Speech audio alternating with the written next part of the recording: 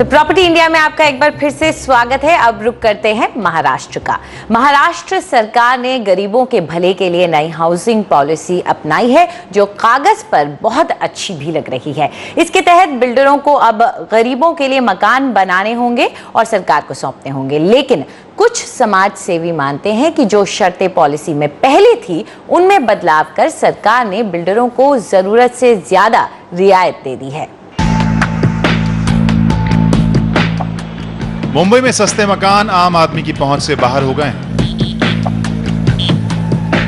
लेकिन अपनी नई आवास नीति के जरिए महाराष्ट्र सरकार ने आम आदमी का घर का सपना पूरा करने की तरफ एक कदम उठाया है।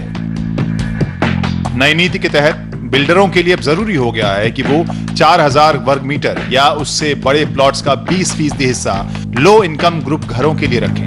बिल्डर को उस प्लॉट पर छोटे फ्लैट बनाकर राज्य आवास सोसाइटी महाडा को बेचना होगा।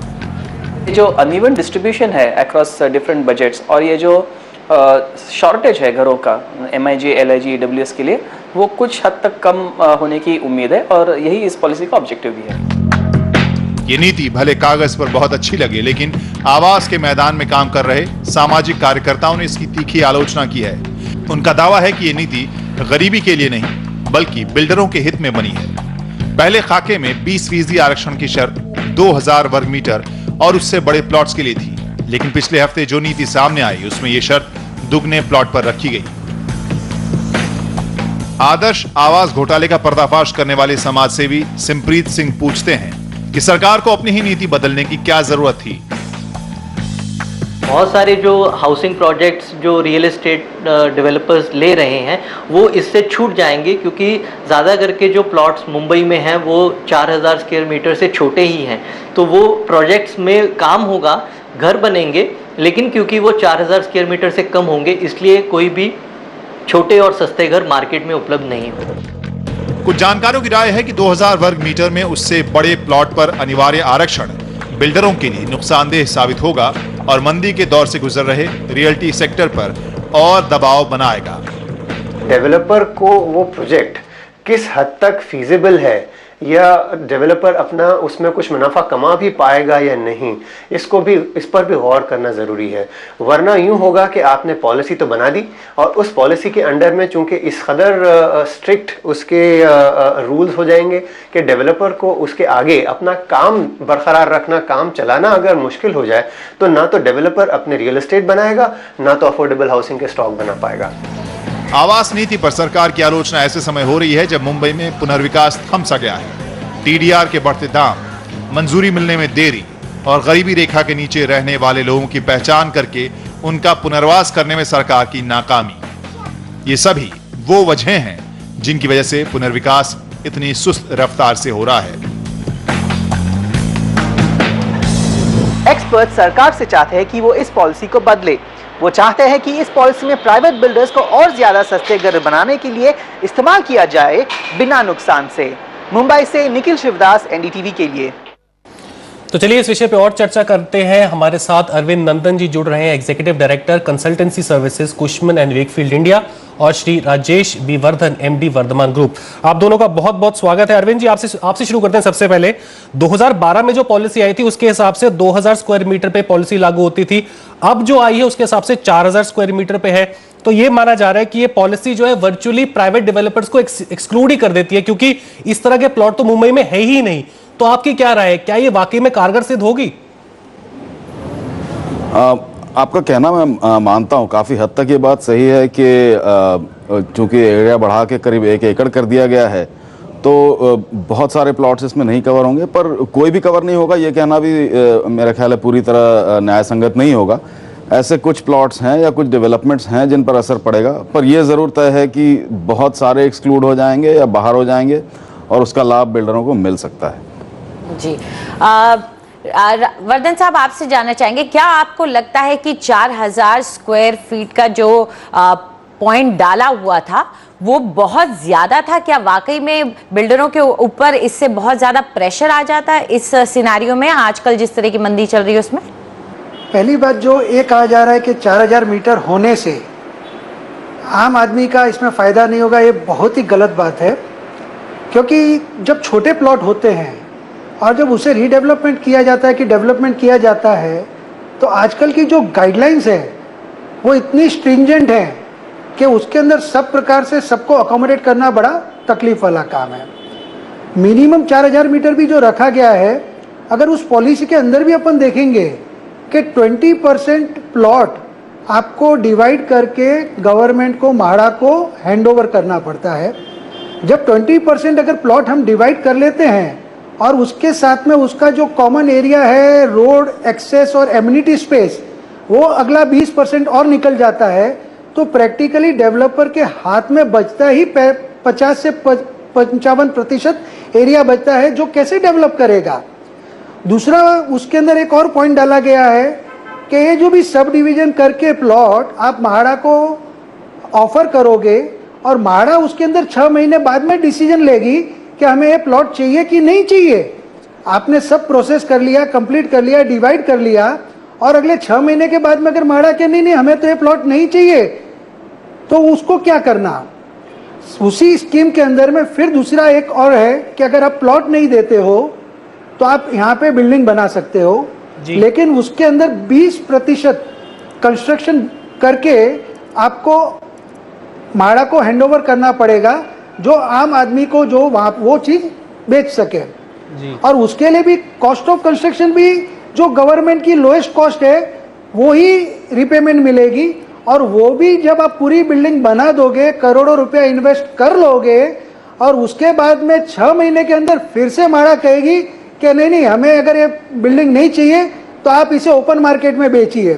तो जब कानून देखते हैं आप, या तो सीधी बात है कि ले लीजिए, तो सीधा पैसा भी उसका जो मार्केट रेट से एक बिल्डर अपने घर से उसके लिए क्यों भरे, उस कॉस्ट को कैसे ओवर सब्सिडाइज करके करे। तो इन बातों को भी ध्यान में रखना पड़ेगा। बाकी मेरे हिसाब से तो बहुत अच्छा एम है, गवर्नमेंट का ऑब्जेक्टिव बहुत अच्छा है कि भाई 20% को रखा जाए, लेकिन कॉमन एरिया और एक काफ़ी और इम्प्लीकेशन जो मैंने अभी बताया उनका भी ध्यान रखना जरूरी है। जी अरविंद, एक बात मेरे दिमाग में आती है कि इस पॉलिसी में शायद एक छोटा सा क्लॉज ऐसा है जिसका बहुत ज्यादा दुरुपयोग हो सकता है। वो क्लॉज ये कहता है कि अगर स्टेट हाउसिंग एजेंसी फ्लैट्स जो रिजर्व किए गए इंक्लूसिव हाउसिंग पे उनको क्लेम नहीं करती 6 महीने के अंदर अंदर, तो वो बिल्डर ओपन मार्केट में बेच सकता है। क्या इस पॉलिसी क्लॉज का मिसयूज होगा? देखिए, ये क्लॉज जो आपने बताया है इसका मिसयूज होने की संभावनाएं हैं, और काफ़ी संभावनाएं हो सकती हैं, बशर्ते सब लोग सजग ना रहें, क्योंकि ऐसी घटनाएं हो सकती हैं जहां पर कोई बिल्डर चाहे तो अगर कोल्यूट करके अगर जानबूझकर उसे डिले करा ले, और हमारे सिस्टम में ये चीज़ें हो जाती हैं, अक्सर होती रहती हैं, तो उसका बहुत भारी दुरुपयोग हो सकता है।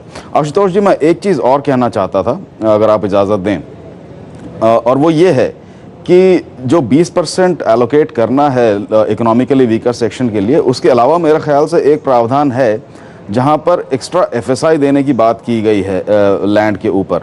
अब ये बात पूरी तरह समझनी होगी कि वो एक्स्ट्रा एफएसआई जो मिलेगी वो क्या पूरी लैंड पे मिलेगी। मान लीजिए 1 एकड़ लैंड है तो क्या वो 20% एक्स्ट्रा एफएसआई पूरे पे मिलेगी?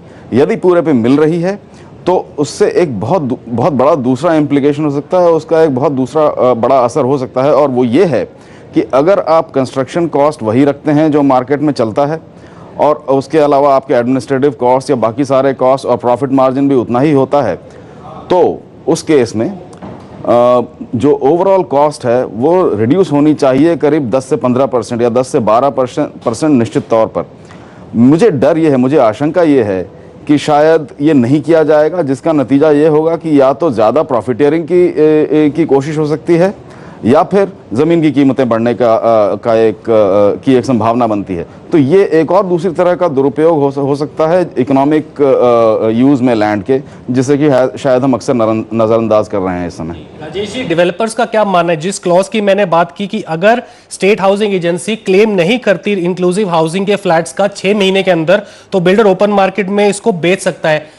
डेवलपर इस पॉलिसी को लेकर किस तरह से रिएक्ट करेंगे? क्या यदि डिले होता है और देखा जाता है कि डिले होते हैं, तो क्या डेवलपर्स को खुली छूट मिल जाएगी ओपन मार्केट में ये फ्लैट्स बेचने के लिए? नहीं, पहले इसको देखिए, अगर 2 डिवीजन में मैं इसको पहले डिफाइन करता हूं। जैसे जब अगर प्लॉट की बात है कि 20% प्लॉट हमको बना के देने, समझो मेरे पास में 10 एकड़ जमीन है और मुझे 2 एकड़ म्हाडा को उसके प्लॉट कटिंग करके देने हैं।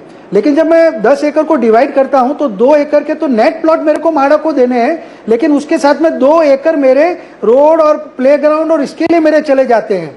और जब मैंने वो डिजाइन अप्रूव कर दी 2 एकड़ के हिसाब से और म्हाडा को मैंने ऑफर कर दिया, तो मुझे कोई उसकी एडिशनल एफएसआई सिर्फ 2 एकड़ की मिल रही है, ना कि 10 एकड़ के ऊपर 10 एकड़ मिल रही है। तो सिर्फ 2 एकड़ जो मैं म्हाडा को हैंडओवर कर रहा हूं, वही मैं दूसरे 6 एकड़ में उसको डेवलप करने का पोटेंशियल मिल रहा है।